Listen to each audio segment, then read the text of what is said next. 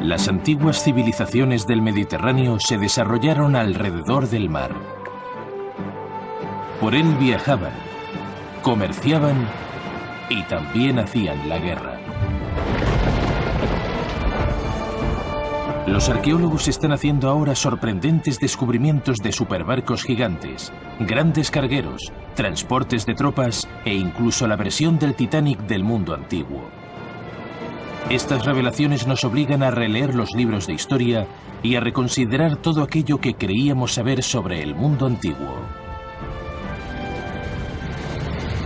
Grecia tiene más kilómetros de litoral que Estados Unidos. En el mundo antiguo, los mercaderes y los ejércitos pasaban meses viajando por tierra. Pero en cuanto se desarrolló la tecnología naval, los reyes y los emperadores se enriquecieron y los barcos del mundo antiguo fueron más sofisticados y de un tamaño increíble. Eran campos de batalla flotantes, mayores que un estadio de fútbol, y transportaban 7.000 soldados al otro lado del mar. Cargueros que doblaban en tamaño a este, llevaban cientos de toneladas de suministros de un extremo a otro del mundo conocido, protegidos por destructores de alta velocidad pertrechados con armas devastadoras. Eran monstruos que llevaron la tecnología naval al límite. ¿Qué tecnologías y avances desarrollaron los antiguos en el diseño de embarcaciones tan extraordinarias? Crearon la era de los superbarcos. La historia de la innovación tecnológica naval empieza hace casi 5.000 años.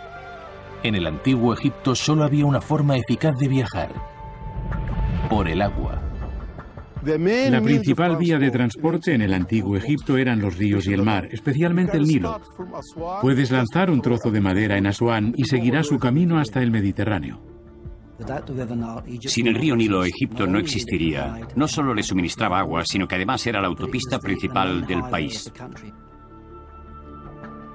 Los egipcios se enfrentaban al gran problema de transportar los enormes bloques para construir sus monumentos colosales que han perdurado hasta hoy.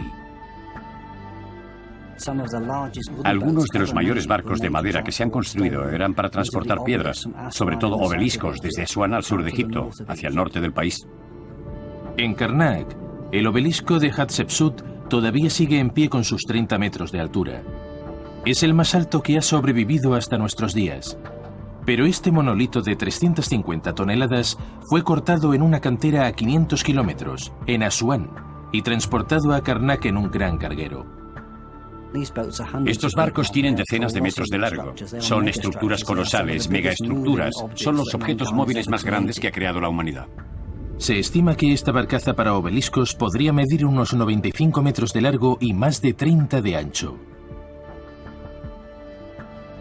Podía transportar 2.000 toneladas de piedra distribuida por toda la embarcación.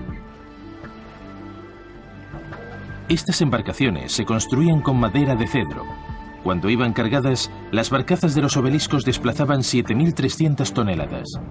Para que fueran más resistentes, se construían con varias cubiertas y los extremos de las vigas que las soportaban sobresalían por el casco. Las barcazas egipcias para el transporte de obeliscos eran los supercargueros de la época. Imaginen una de esas barcazas cargadas, remolcada por unos 20 o 30 botes, transportando 1 o 2 obeliscos. Eran estructuras colosales y nunca se había visto nada igual navegando por el río. Al mismo tiempo que transportaban obeliscos, la flota egipcia llevaba cargamentos a todo el mundo antiguo.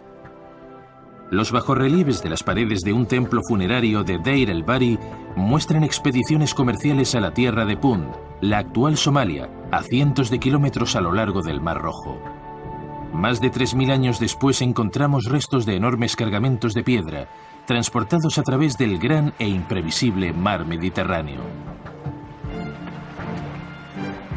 Pero hay descubrimientos incluso más asombrosos sobre la construcción de barcos en el antiguo Egipto.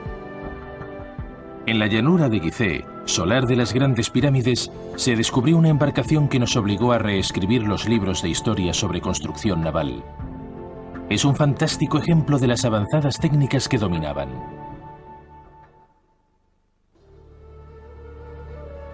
fue descubierto casualmente durante una excavación en la Gran Pirámide de Gizeh en 1954.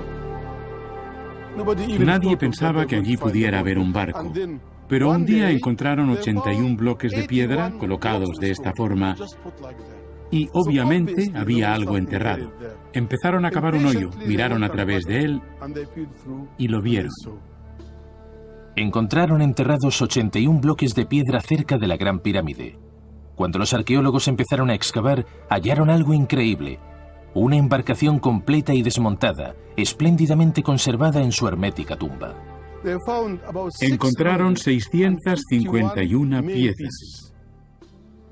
La embarcación había sido desmantelada para ser enterrada con el faraón egipcio Kefren, constructor de la gran y famosa pirámide de Gizeh. No es extraño que un faraón que había erigido para sí un monumento tan espectacular exigiera la mejor tecnología para el barco que llevaría su espíritu al otro mundo. Si la Gran Pirámide es un milagro de construcción en piedra, la embarcación es un milagro de construcción naval. El barco de Kefren tiene 61 metros de largo y está construido con madera tallada, ensamblada de un modo asombrosamente innovador. Lo fantástico de esta embarcación no es solo el hecho de que fuera hallada casi completa, sino la forma en que fue construida. ¿Qué ingeniosas tecnologías desarrollaron los antiguos usando solo materiales naturales como madera y fibra para fabricar un casco impermeable? La construcción de esos barcos no resulta extraña. Los ataban con cuerdas, no clavaban la madera como se hacen hoy los barcos. Cuando la madera se hinchaba por el agua, las sogas se tensaban e impermeabilizaban el barco. Si había alguna fractura entre las tablas, estaban completamente seguros de que sin alquitrán ni nada más, la madera se unía perfectamente y de que el barco no se hundiría. Eso significa que los barcos eran flexibles. El mantenimiento era fácil, podían viajar de un extremo a otro de Egipto y más allá, y llevar cargas muy pesadas. ¿Pero eran eficaces las puntadas de fibra? ¿La embarcación era totalmente impermeable? Para resolver este misterio debemos viajar 3.000 kilómetros hacia el norte, a la antigua Gran Bretaña. En Dover, Inglaterra, se ha hecho un asombroso descubrimiento que arroja nueva luz sobre la forma en que los antiguos construían superbarcos como el de Kefren. Hay que ir a las Islas Británicas o Egipto para ver los grandes barcos de madera de la época, de la Edad de Bronce temprana hasta la Edad de Bronce media. El barco de Dover, británico y con una antigüedad de 3.000 años, solo se ha recuperado parcialmente y es anterior en 1000 años a los romanos. Tiene 10 metros de largo y 2,30 de ancho, y es un descubrimiento extraordinario y valioso. Por el barco de Dover podemos conocer las antiguas técnicas de construcción naval utilizadas en todo el mundo durante la Edad de Bronce. Lo que comparten es que tienen gruesas maderas talladas que están atadas, unidas y cosidas entre sí. Hoy nos parece una técnica muy poco eficaz, pero evidentemente lo era. Asombrosamente, igual que la embarcación de Kefren, el barco de Dover fue ensamblado sin clavos, sin remaches ni soldaduras. El uso de pespuntes parece ser una excelente forma de unir la madera. Era ampliamente utilizada en el mundo antiguo y aparentemente es una buena alternativa a los tornillos y tuercas que usamos hoy. Las embarcaciones modernas se construyen sobre un esqueleto en el que se fijan placas de acero. Pero, ¿cómo construían los antiguos los cascos sin la flexibilidad del acero y los sólidos costillares? El arqueólogo experimental Damien Goodburn es especialista en la técnica del pespunteado de barcos. Los constructores navales de la Edad de Bronce debían de empezar cortando por la mitad el tronco de un árbol apropiado, usando cuñas como esta réplica y un mazo tan grande como este. Y una vez cortado el tronco, usando herramientas como estas, un hacha o hachuela, le daban forma y no curvaban las tablas como se hacía en épocas más recientes. Tanto en el barco de Kefren como en el de Dover, después de darles forma y tallar las tablas como querían, hacían unos ojales en los bordes, unían las juntas y las ataban con sogas muy resistentes. En el caso del barco de Kefren, utilizaron sogas de hebras de fibra vegetal. En el norte de Europa, usaban ramas de tejo o sauce torcidas. Una vez torcidas, el próximo paso es cortarlas, limpiarlas y luego remojarlas por lo menos toda una noche para ablandar aún más las fibras. Y así conseguimos el material para atar las tablas. Este es el método que debieron usar en el barco de Dover. La embarcación de Kefren es diferente en algunos aspectos. Es más sofisticada. Las sogas están incrustadas en el grueso de los maderos en todo su recorrido y por eso es más impermeable. Pero yo creo que también usaban algún tipo de cera de abejas en las juntas que no ha sobrevivido y no han encontrado los arqueólogos. ¿Era efectiva esta técnica? ¿Las embarcaciones antiguas se mantenían intactas? Estoy al lado de una réplica de una parte de la embarcación que hemos construido para el estudio de la original.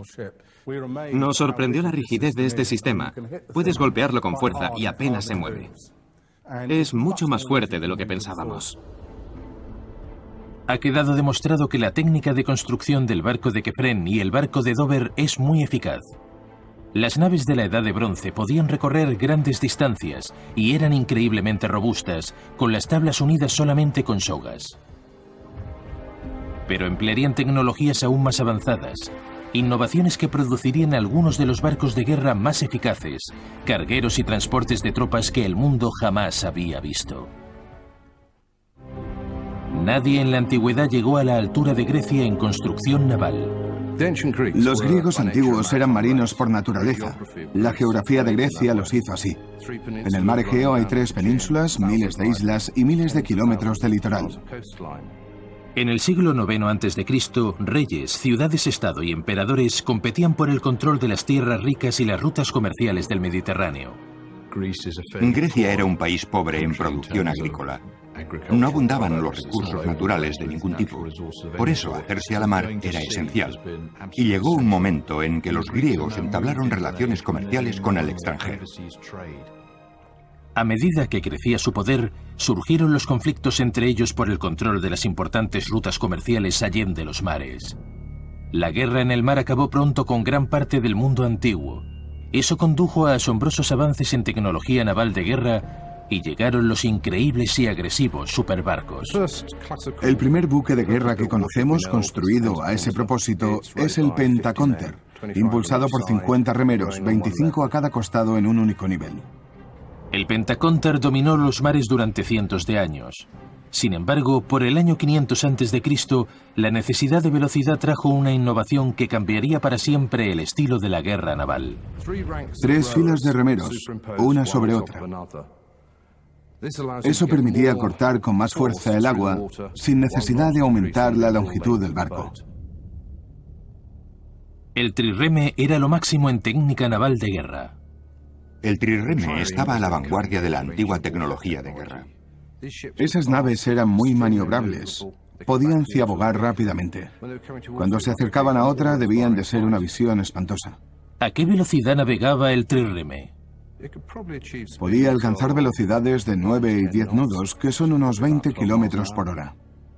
Esos rápidos destructores llevaban un arma letal oculta bajo la superficie del agua. Necesitaban una alta velocidad para chocar y abrir un agujero en el casco de los barcos enemigos. Por supuesto, consiguieron un gran desarrollo con esas veloces galeras de guerra. El espolón más famoso de la antigüedad es el de Atlit. El espolón era de bronce y estaba colocado en la proa. El espolón de Atlit es una inmensa pieza de bronce con un peso de cerca de 5.000 kilos. Con el trireme, las batallas navales eran como los combates aéreos de hoy, donde la estrategia y el instinto hacían la diferencia. Las batallas navales del siglo V eran como las batallas aéreas de la Segunda Guerra Mundial, pero en 2 dimensiones. El trireme era todo un sistema de armas.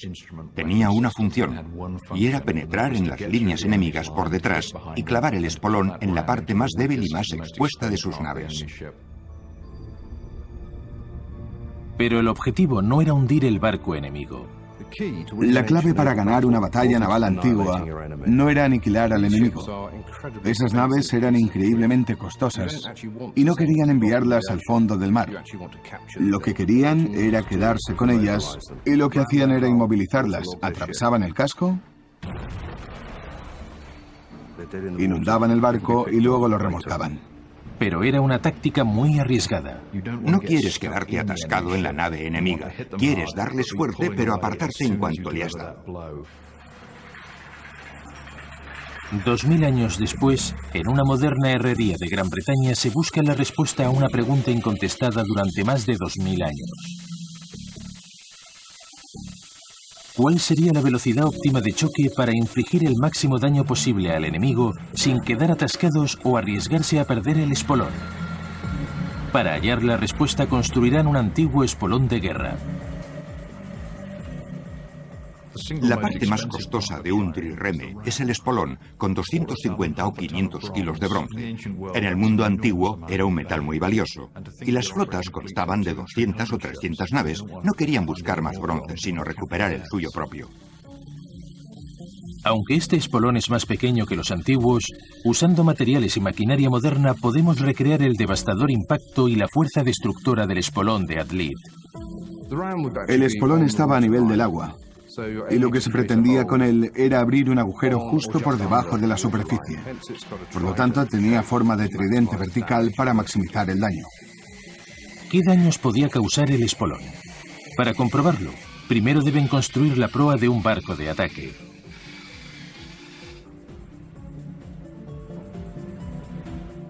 El laboratorio de investigación de Wokingham, Gran Bretaña, es el primero de Europa en pruebas de choque.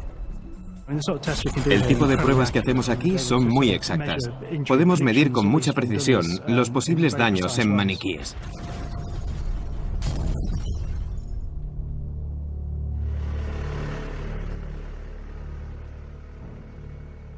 El tamaño de esta réplica pesa la mitad que el espolón de Ad-Lid. El auténtico pesaba 1 tonelada y para subirlo a la nave debieron necesitar 30 o 40 robustos griegos. Nosotros usamos un brazo elevador, pero estamos en el siglo XXI. Colocan el espolón en un carro de pruebas de choque y en total pesa más de 2 toneladas. Esta réplica tiene la mitad del tamaño del espolón de Ad-Lid, la pieza más importante del equipo de una galera que se ha encontrado. Hoy vamos a averiguar los daños que produce un espolón como este una nave. ¿Qué fuerza y qué velocidad son necesarias para conseguir el efecto deseado?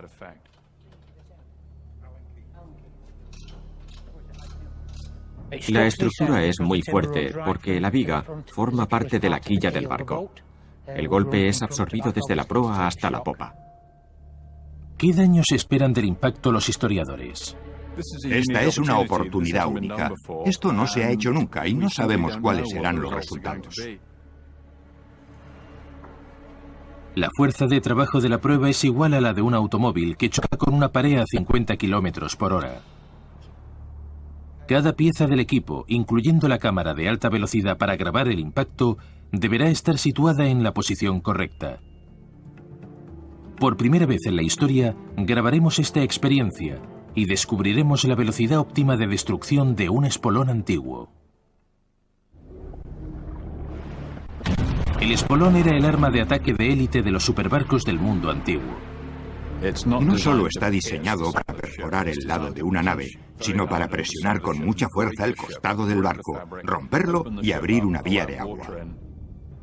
Por primera vez, los historiadores y los técnicos en colisiones van a evaluar los daños que puede provocar un espolón en un laboratorio europeo de alta tecnología para pruebas de choque. Estamos a punto de realizar la prueba. Apártense todos del camino del vehículo. Vamos a empezar. ¿Cuál será la prueba de choque que cause los mayores daños al enemigo con un mínimo riesgo para el atacante? Con el espolón de 2 toneladas en su lugar, el personal abandona el hangar.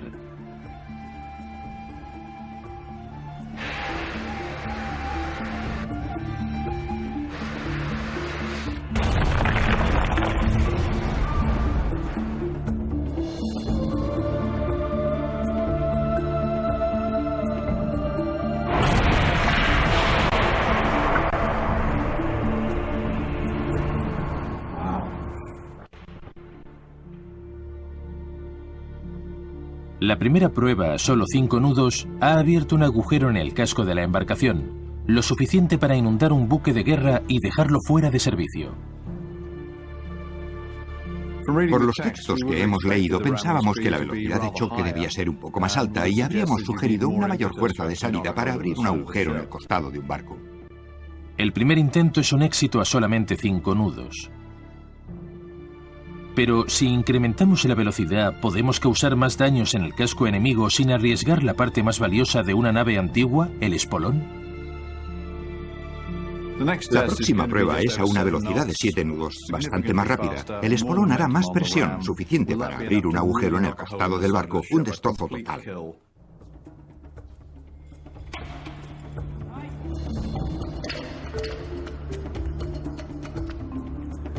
Vamos a empezar la prueba.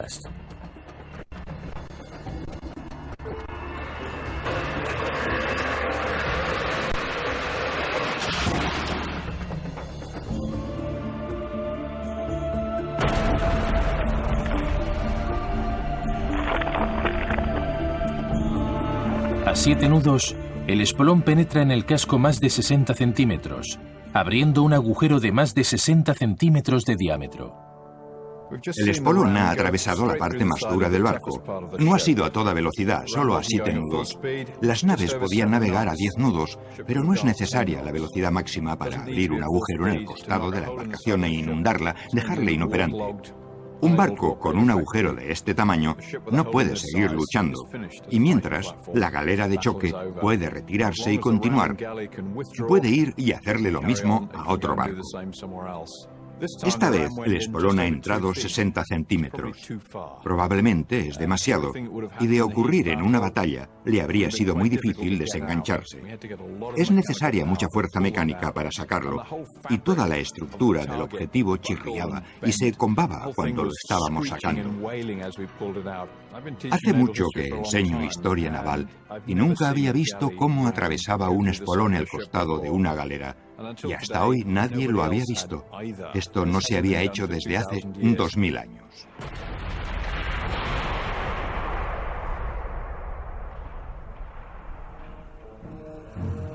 Si las galeras de choque del mundo antiguo eran los destructores de su época, ¿tenían también las antiguas flotas griegas y romanas el equivalente a nuestros portaaviones? El Ark Royal es el buque insignia de la Marina Británica.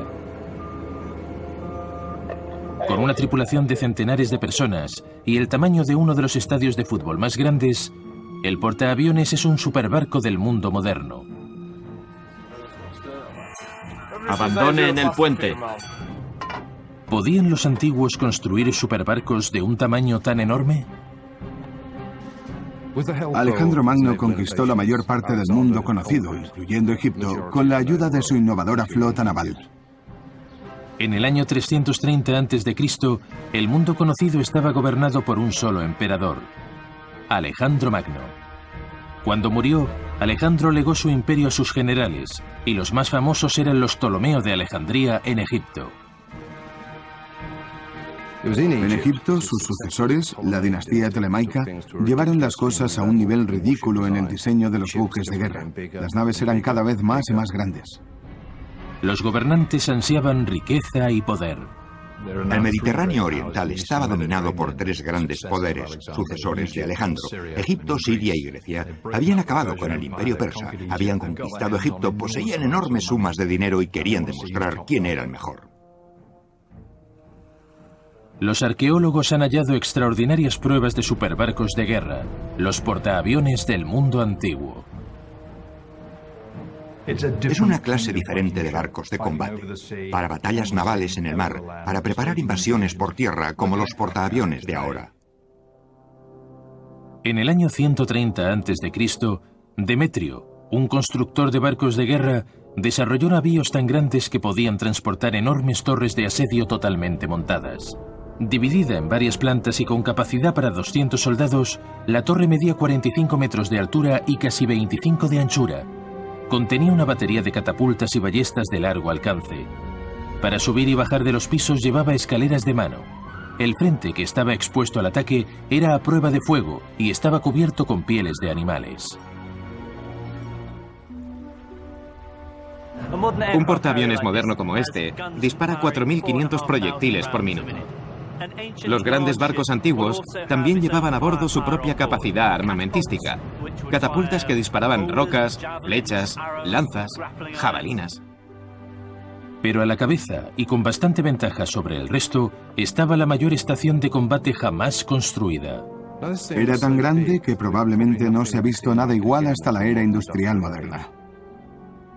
A este superbarco se le ha llamado el 40. Era una nave enorme y debía medir unos 120 metros de largo. Pesaba aproximadamente 4.000 toneladas. Era un barco colosal. Se cree que la impulsaban 4.000 remeros. Era más grande que varios campos de fútbol juntos. Por su tamaño debía de ser como un moderno estadio deportivo. Para mantener a flote tanto peso, la nave tenía un revolucionario diseño. La innovación que le daba la capacidad de llevar tantas personas a bordo era esencialmente el hecho de que eran dos barcos. Era un catamarán, tenía dos cascos, y eso permitía que la cubierta fuera muy grande. Por lo menos, esa es la interpretación más probable por las pruebas que tenemos. El 40 tenía 15 metros de ancho y 120 metros de largo, con espacio para 4.000 remeros.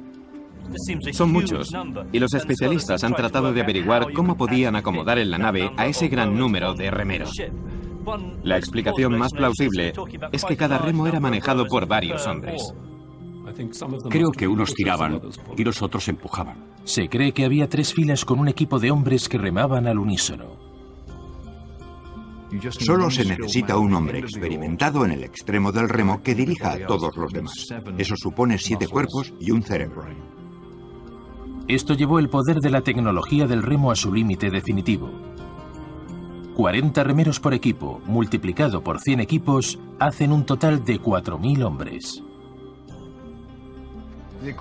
El equipo armamentístico de un barco como el 40 estaba formado en gran parte por lanzadoras de proyectiles, ballestas y catapultas, lanzadoras de piedras, de pernos. Tiene una cubierta abierta muy grande como la de un portaaviones moderno. Parece una torre de asalto, se mueve casi tan despacio como una torre y transporta muchos hombres. Es un tipo de arma muy diferente. Si lo compararas con un barco moderno, sería como los portaaviones más grandes que tiene la Armada. Esto habría sido una pieza maestra en una batalla. Habría sido una plataforma casi inmóvil, alrededor de la cual tendrían lugar muchos enfrentamientos. Aunque la leyenda dice que no se usaba para la guerra, es evidente que por su tamaño fue diseñado específicamente para superar a las otras naves. Es posible que fuera más para aparentar que para un uso práctico. Es difícil imaginar cuánto tiempo habrían tardado en moverlo y detenerlo 4.000 remeros. Antes de conseguirlo, la mayoría de ellos necesitarían comer o zarpar otra vez. Pero, ¿qué otro objeto tenía desarrollar un barco de guerra tan enorme? Evidentemente, Ptolomeo IV usaba la nave como medio para demostrar a la oposición su poder, su riqueza y su esplendor. ¿Qué llevó a los gobernantes antiguos como Ptolomeo a desarrollar esos enormes superbarcos? Esa gente no solo estaba mostrando el poder de sus países, sino también su hegemonía y esplendor como gobernantes. A pesar de lo asombroso que es este barco de guerra, hay pruebas en textos antiguos de una nave aún más impresionante. Un barco que servía tanto a propósitos comerciales como de guerra. El más grande conocido en el mundo antiguo. El Titanic de la antigüedad.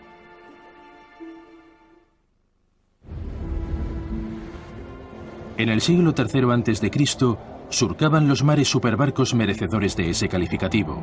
Desde enormes navíos de guerra que transportaban 4.000 soldados hasta letales destructores de ataque rápido. Pero había un barco que merecía más que otros el título de super. Era un enorme carguero con las más avanzadas técnicas de construcción naval y un cuerpo de defensa de élite. Era el Titanic del mundo antiguo. Tal vez su diseñador fue el inventor más famoso del mundo antiguo, Arquímedes. El barco llevaba el nombre de su lugar de nacimiento, una colonia griega de la isla de Sicilia llamada Siracusa. Hay una historia sobre este barco, el Siracusa, construido en Sicilia, en Siracusa, que cuenta que tenía algo en común con el 40 de Ptolomeo. Era una embarcación muy grande. ¿Cómo pudieron los antiguos construir sus enormes superbarcos?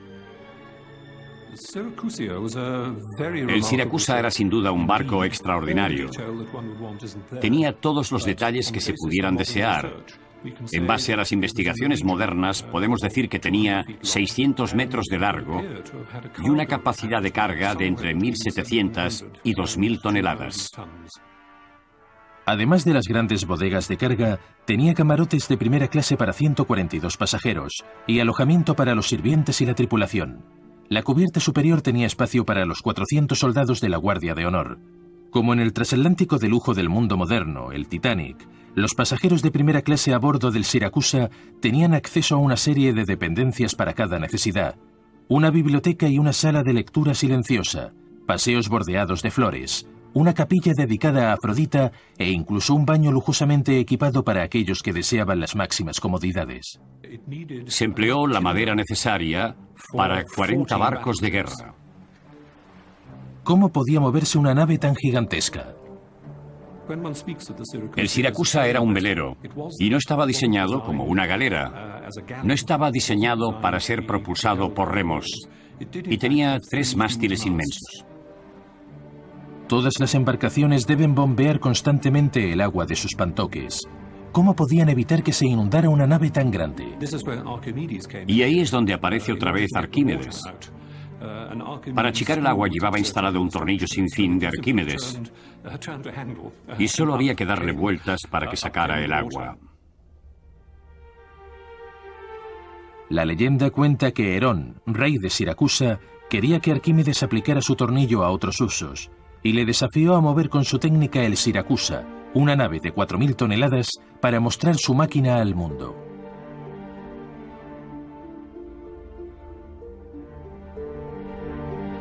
Aunque se desconoce si tuvo éxito, la teoría pasó a ser el principio en el que se fundan todas las máquinas de la historia. El Siracusa no solo era un transatlántico de lujo, también era un gran carguero capaz de transportar más de 900 toneladas. Era un superbarco que transportaba valiosas cargas, y como los mares eran peligrosos en la antigüedad, necesitaba algo más que protección. En cuanto hubo naves comerciales, hubo buques de guerra. No eran muy diferentes a los comerciales, pero llevaban hombres armados que se apoderaban de los bienes de los cargueros. El mar Mediterráneo estaba lleno de piratas. La línea entre la piratería y la guerra organizada era muy ambigua entre los antiguos griegos. El Siracusa avanzaba mucho más despacio que cualquier otra nave. ¿Cómo se defendía de los atacantes? Era un cruce entre un buque mercante, un crucero de lujo y un barco de guerra. Y llevaban mucho material para defender. El Siracusa iba fuertemente armado y era defendido por soldados apostados en torres de 8 cubiertas, y defendían el barco desde las cofas de los 3 mástiles hasta las altas plataformas de combate. El navío estaba equipado con una enorme catapulta basada en un diseño de Arquímedes. Esa asombrosa catapulta era capaz de lanzar una lanza de 5 metros o piedras de 90 kilos a una distancia de 180 metros. Era una máquina enorme que asustaba y disuadía a cualquier posible enemigo. Hoy podemos comprender el impacto de la catapulta por los estudios realizados en Xanten, Alemania, con una versión de mano de la catapulta. Esa catapulta es un gran descubrimiento. Al principio estaba cubierta de arenisca. No sabíamos qué era. Fuimos muy cautelosos. Hicimos estudios con las computadoras, hicimos radiografías y al final tuvimos idea de lo que podía ser. Pueden imaginar lo contentos que estábamos. No sabíamos que existieran catapultas pequeñas al principio de la era romana, porque data de mediados del siglo I. ¿Cómo se desarrolló? La estructura frontal ha dado pistas respecto a la fuerza y el alcance de la catapulta. 2 fuertes puntos de anclaje permiten una gran torsión de la fibra. Los arqueólogos de Xanten han construido una réplica. Creo que la sostenían así porque no es demasiado difícil. Solo pesa 7 u 8 kilos. Es como un arma de fuego. Pero, ¿era eficaz? Era un arma para distancias cortas, un arma única. Tal vez la usaban en los barcos o los legionarios desde las murallas de las fortalezas.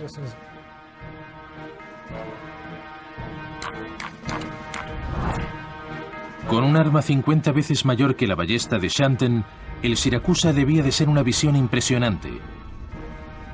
Era el barco más grande de una flota de superbarcos que gobernaban los mares de la antigüedad. El mundo antiguo llevó la tecnología que conocía a sus límites.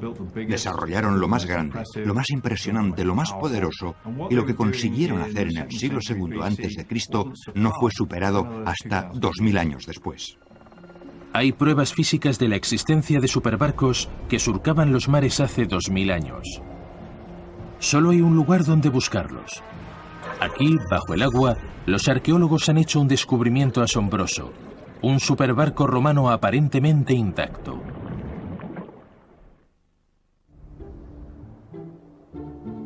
En el mundo antiguo, era necesario tener una armada poderosa para proteger las colonias extranjeras, a los aliados y las rutas mercantiles. En el apogeo del Imperio Romano, en los cargueros se transportaban tesoros de un valor incalculable y millones de toneladas de piedra por todo el Mediterráneo.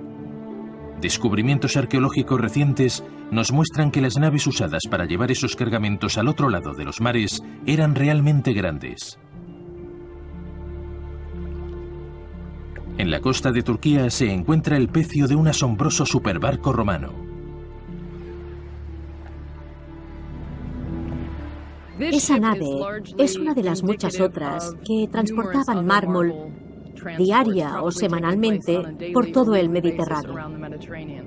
Las embarcaciones gigantes estaban destinadas al transporte de cargamentos. Solían llevar enormes lajas de mármol desde las canteras a todo el imperio. Sabemos que los antiguos se referían a esas embarcaciones como naves lapidarias, barcos para piedras. Eran construidas para ese propósito. El imperio romano estaba en un estado de constante construcción. Monumentos colosales como el Coliseo, la columna de Trajano y miles de templos se erigían por todo el mundo conocido. Pero transportar los materiales de construcción era un reto. Conseguían el granito y la piedra en canteras de los rincones más lejanos del imperio y llegaban desde el otro lado del mar en cantidades inmensas.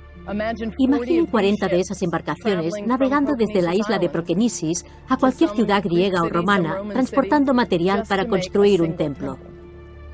Y ese enorme trabajo requería grandes naves especializadas. El pecio que hemos descubierto en Kisilburun es indudablemente del tipo más grande de esos superbarcos. Se estima que esa barcaza transportaba docenas de tambores de piedra y bloques tallados, y probablemente naufragó durante una tormenta. Hay 8 secciones de columna que pesan 6 o 7 toneladas cada una, y un capitel que pesa aproximadamente 6 toneladas. Y luego tenemos otro cargamento de bloques que en total deben de pesar unas 2 toneladas. Así que se trata de un cargamento de 70 a 75 toneladas. El pecio de Kisilburun es una de las naves de transporte más grandes descubiertas por los arqueólogos. Es también uno de los hallazgos más completos, un baúl de los tesoros en cuanto a información para los arqueólogos que trabajan en él. Lo más excitante de este naufragio es el hecho de que el cargamento de piedra está casi totalmente intacto. El barco está en el lecho marino, a unos 45 metros bajo la superficie. ¿Llevaba la carga adecuada? ¿Estaba sobrecargado? No lo sabemos. Parte del casco está enterrada y solamente es visible el cargamento. La investigación es un proceso peligroso. El pecio está a unos 45 o 48 metros. Durante siglos ha estado fuera del alcance de los buscadores de tesoros, de los submarinistas y rescatadores. Pero, por otra parte, eso hace más difícil nuestro trabajo, porque el tiempo de inmersión es limitado. ¿Llevas el indicador de profundidad? Hoy, Débora y su equipo bajarán hasta el fondo y por primera vez intentarán levantar parte de la carga del barco, que nadie ha visto durante casi 2000 años.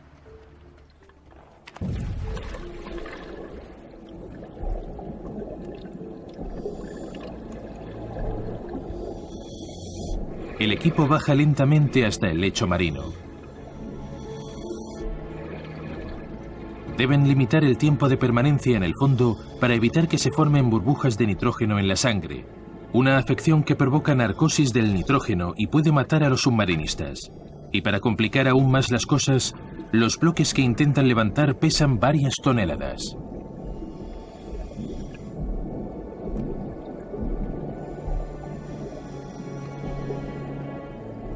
Izan los bloques uno a uno usando aire comprimido.